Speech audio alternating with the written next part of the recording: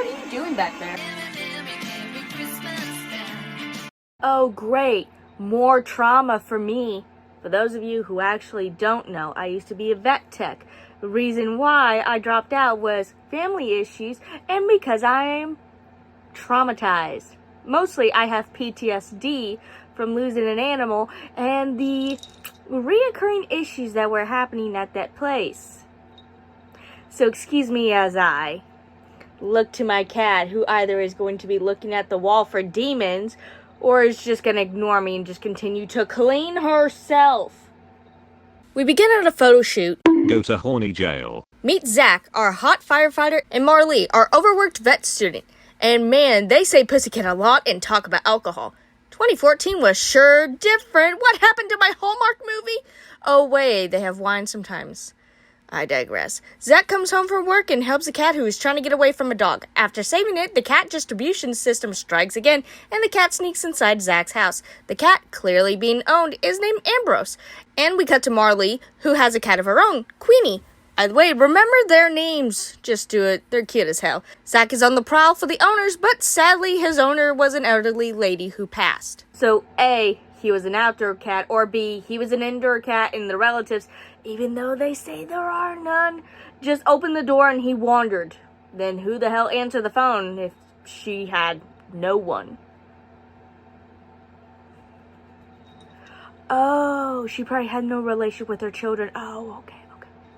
But they said she had no one, but someone answered the phone saying that they know who the cat would. I mean, maybe a neighbor or something like that, but like, why would the neighbor have her phone number? Or it'd be connected to her phone, unless it was like a in-care nurse, which they never said she had one, so I just have to assume. So we see Zach and Ambrose getting along well, allowing Zach to sleep in his bed, howling to be let back into the room, allowing Zach to sit in Ambrose's chair. All the perks of being a cat owner. Marley sees Zach trying to pick out some cat food, and the vet tech in her cringes. Hills.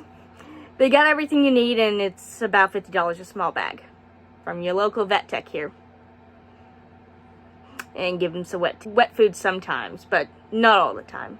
Dry food has its perks, but we mostly get our indoor kitty food because it also helps with hairball control. Also, don't get Purina.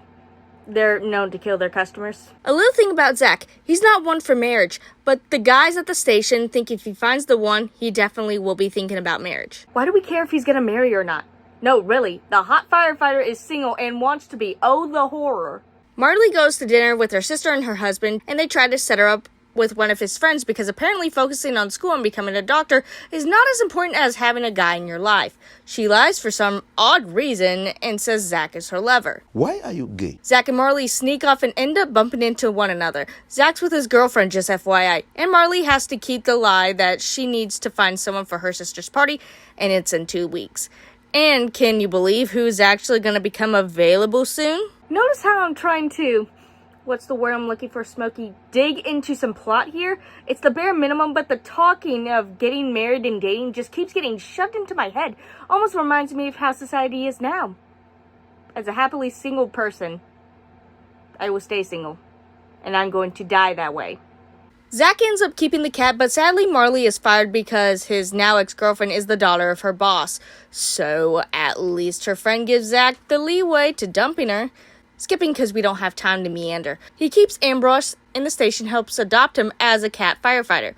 Zach also helps Marley from getting evicted because her apartment doesn't take animals, because not only did a plumber just break in, but so did the landlord. Cha-ching, cha-ching, cha-ching-gery. Money, oh money, how I love thee. Either way, she ends up living with Zach. 2 weeks of knowing each other, people. But she agrees, and the most surprising of all is that these two cats are not territorial in any other way and don't hiss at each other. After a few little cute small talks about romance, Marley's friend from college suggests she test to see if he likes her or not by using mistletoe. And it's so forced as hell.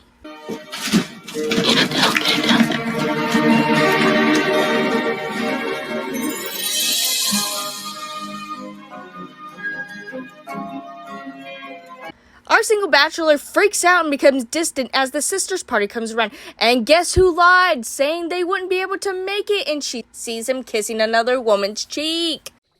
Oh, brother, this guy stinks! But it's resolved by a simple, no, I was there for work. I just never said it was a party. You just thought it was the station. Blah, blah, blah. They kiss and live happily ever after. Hey, did Marley pass her test? I mean, probably, but that was her whole personality, and it's just... Is this movie supposed to be a test of time that everyone, regardless if they fight it or not, they will get married at some point? They just have to meet the right someone? Also, what was the sister and her husband's reaction when Marley just left the party? I'd be a little upset, but I mean, she was upset. Good. So I found the book based on the movie by Shirley Roberts, and I read it. It's mostly in the POV of Ambrose, which is a missed opportunity in all honesty. Review in the description or look for it in my channel, but it's not as PG as this movie is, and so much has changed. It's not just characters' hairstyles or how many siblings they have. Its personalities, Marley's insecurities are taken to the 9th degree, and Zach is clearly just dating, but with wandering eyes. I do like the relationship between Zach and Ambrose, and I really love all the cute cuddly cats that they have on there, even though they clearly look like they're forced to do this, which... Cats in general. That's just their face. I also like how they push into Zach's head that if Ambrose is taken to the shelter, he may never come out. Preach, sister. Love how Zach dumps his girlfriend after she just up and dumps his cat. Honestly, I wouldn't be so calm about that in this situation. These hands are equal rights. Bad. The amount of ads in this movie. El Paso, Gucci, Walmart, Craigslist, Pet Finder, like, Jesus. A Carol Christmas had the one girl from 90210. What's this movie's excuse? Liar review that is not even there. It's just kind of like, hey, I do have one. Oh, wait, you never see him and you don't really question me. So, yeah, I know. Why do people even care if Zach chooses to marry or not? They're not his dad or mom, so it's like, who really cares? It's like everyone just suddenly, the month of December, pushes for these two to settle down. You know, the amount of talks of needing to be studying Marley has, she doesn't. I mean, it's not like she doesn't know the material by heart, but like, okay, I lied. We see her once and she gets distracted by lions. Good studying there, buddy. They have random shots of Marley just walking around. No, really, it's just a scene with Zach either at the station or with Ambrose, and then suddenly here's Marley walking past some carolers and giving money to the Salvation Army. Nice of you to do that, but we don't need any of this to pan out her day. I think they, honestly, if they took out some of that part, the movie probably would have been an hour and 20 minutes or so. But still, I understand that you're trying to be like, hey, Marley's here, Marley is doing whatever, and it's like, yeah, I know.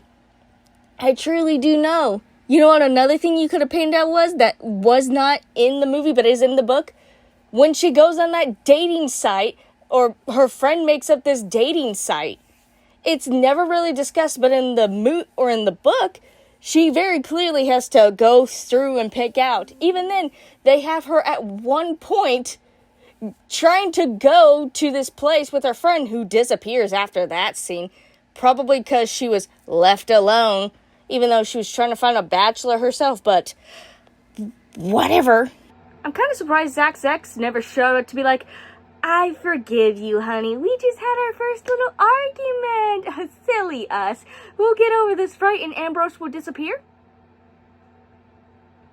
How did he not have her arrested for actually, like, getting rid of Ambrose? To be fair, if she can have someone fired, who's to say that he wouldn't be next from his job, but like... Bruh, these hands are equal rights.